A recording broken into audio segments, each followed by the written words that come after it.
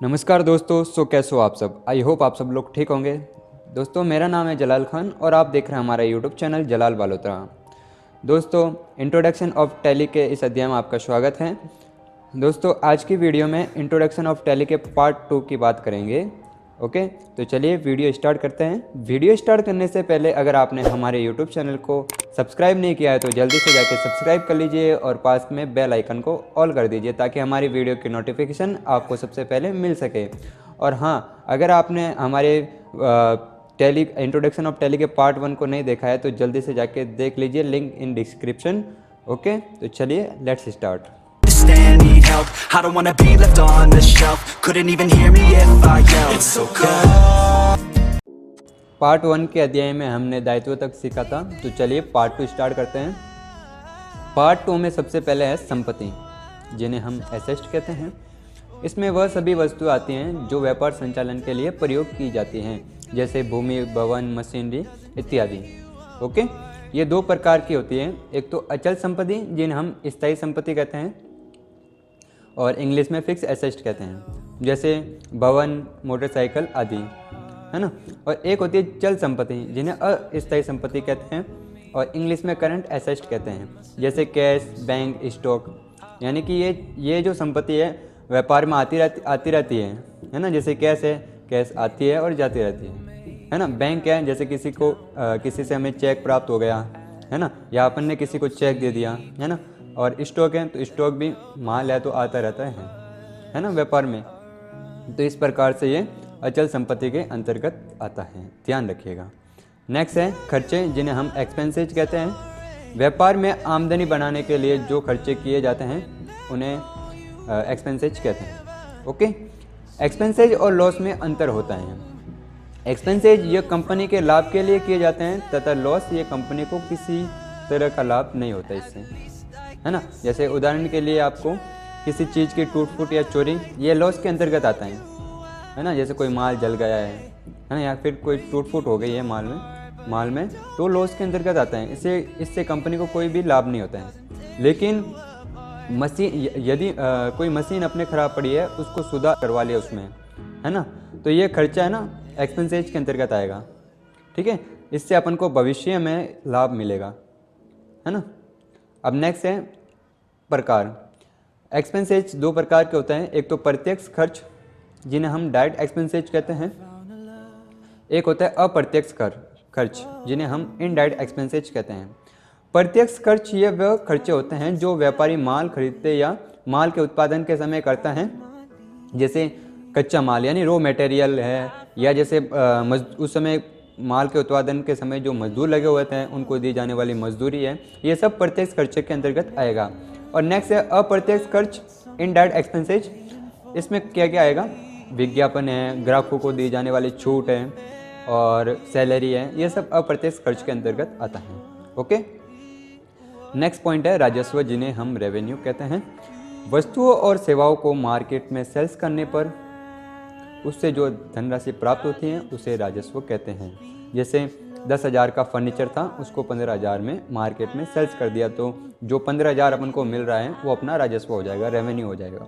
Okay, अब next है आय, income कहते हैं, जिसे वस्तुओं या सेवाओं को मार्केट में सेल्स करने पर जो राशि प्राप्त होती है वह आय कहलाती है। ओके, जैसे फॉर एग्जांपल 10,000 का फर्नीचर था, उसको अपन ने 15,000 में बेच दिया। उसमें से अपन जो 10,000 का खर्चा किया था उस पर वो अपनी हो जाएगा एक्सपेंसेज। क्या हो जाएगा? एक्सपेंसेज हो जाएगा। वो अपना एक्सपेंसेज को निकाल के जो अपन को राशि प्राप्त होती है ना, 3,000 की राशि प्राप्त हो रही है जो, वो अपने आय हो जाएगी, इनकम हो जाएगी। ओके, ये दो प्रकार के होते हैं। एक तो प्रत्यक्ष आय, जिन्हें हम डायरेक्ट इनकम कहते हैं, जो मुख्य व्यवसाय से मिले। जैसे अपन किसी गैरेज में काम कर रहे हैं और उधर अपनी सैलरी है 10,000, तो जो मुख्य व्यवसाय से पैसे मिल रहे हैं वो अपनी हो जाएगी डायरेक्ट इनकम। ठीक है, प्रत्यक्ष आय। और एक होती है अप्रत्यक्ष आय, जिन्हें हम इनडायरेक्ट इनकम कहते हैं, जो मुख्य व्यवसाय के अलावा मिले। जैसे हम किसी गैरेज में काम कर रहे हैं, मुख्य व्यवसाय से तो 10,000 मिल रही है, इसके अलावा जैसे साइड में कोई बाइक रिपेयर कर दी है ना, तो जो उसके अलावा मिल रही है वो अपन को इनडायरेक्ट इनकम हो जाएगी। ओके, ध्यान रखिएगा ये पॉइंट। उदाहरण के लिए बताएं मैंने ये, भट्टा अब नेक्स्ट पॉइंट क्या है, बट्टा, जिन्हें हम छूट कहते हैं, डिस्काउंट इंग्लिश में कहते हैं इसे। माल की कीमत पर खरीद के समय दी गई रकम में कटौती को डिस्काउंट कहा जाता है। ये दो प्रकार के होते हैं, व्यापारिक बट्टा जिसे हम वो कैश डिस्काउंट के अंतर्गत आता है, ध्यान रखिएगा। अब नेक्स्ट है डूबत ऋण, जिसे हम बैड डेब्ट्स कहते हैं। जब देनदारों से धनराशि प्राप्त नहीं होती है तो वो डूबत ऋण के अंतर्गत आता है। ओके, और नेक्स्ट है अपना खाते, लास्ट पॉइंट है अपने खाते का, जिन्हें अकाउंट कहते हैं। किसी व्यक्ति विशेष वस्तु संपत्ति, लाभ या आय, हानि या व्यय आदि से संबंधित व्यवहारों का रिकॉर्ड जिस हिसाब किताब की पुस्तकों में रखा जाता है उन्हें अकाउंट या खाते कहते हैं। ये तरीके क्रम में और नियम अनुसार होते हैं, है ना। नेक्स्ट, खातों का वर्गीकरण। खाते तीन भागों में वर्गीकृत हैं। पहला है व्यक्तिगत खाता, जिन्हें हम पर्सनल अकाउंट कहते हैं। इसमें सभी ये वे खाते होते हैं जो किसी व्यक्ति, फर्म, संस्था या कंपनियों से संबंधित होते हैं, है ना। जैसे राम का खाता, आशा ट्रेडर्स का खाता, है ना, एग्जाम्पल के लिए ये दिए गए हैं। व्यक्तिगत खाते में सारे व्यक्तियों के खाते खोले जाते हैं। ओके, नेक्स्ट पॉइंट, नेक्स्ट क्या है इसके अंदर, कैपिटल अकाउंट और ड्राइंग अकाउंट भी व्यक्तिगत खाते में आते हैं, क्योंकि ये फर्म के मालिक का प्रतिनिधित्व करते हैं। कैपिटल इसके अंतर्गत क्यों आती है, क्योंकि जब व्यापार शुरू करते हैं ना तो ये कैपिटल लगाई जाती है जो व्यापार के स्वामी लगाता है। तो जो व्यापार का स्वामी लगाता है तो वो एक व्यक्ति होता है, इसलिए व्यक्तिगत खाते के अंतर्गत आ जाती है ये भी। और ड्राइंग, ये भी व्यापार के स्वामी द्वारा निकाली जाती है, तो ये भी व्यक्ति होने के कारण ये भी व्यक्तिगत खाते के अंतर्गत आता है। ध्यान रखिएगा, कैपिटल और ड्राइंग भी व्यक्तिगत खाते के अंतर्गत आता है, क्योंकि ये फर्म के मालिक का प्रतिनिधित्व करते हैं। ओके, नेक्स्ट पॉइंट है वास्तविक खाता, जिन्हें हम रियल अकाउंट कहते हैं। ये वे खाते होता है जो किसी वस्तु, संपत्ति से संबंधित होते हैं, इन्हें वास्तविक खाते कहते हैं, है ना। रियल अकाउंट भी कहते हैं इसे। ओके, इसके अंतर्गत कैश है, फर्नीचर है, मशीनरी है ना, बिल्डिंग है, लैंड है, मोटर आदि। रियल अकाउंट का बैलेंस हमेशा डेबिट होता है। ये सेल्स करने के लिए नहीं खरीदे जाते हैं, भविष्य में काम आते हैं, इसलिए हम इन्हें खरीदते हैं, ध्यान रखिएगा। ओके, नेक्स्ट पॉइंट है नाम मात्र के खाते। नाम मात्र के खाते क्या होता है, ये वे खाते होते हैं जिनका संबंध किसी लाभ या हानि अथवा आय व व्यय से होता है, इन्हें आय व्यय खाते भी कहते हैं।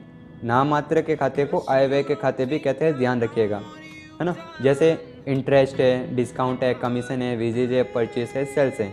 इंटरेस्ट अगर अपन को मिला है तो ये आय हो जाएगी, अगर दिया है तो व्यय हो जाएगा। इसी प्रकार डिस्काउंट है, कमीशन है ना, और वेजेज है, वेजेज अपनी व्यय होगी, और परचेज भी व्यय, और सेल्स अपनी आय होगी, ध्यान रखिएगा ये पॉइंट। अब नेक्स्ट है तो को लिखने के नियम।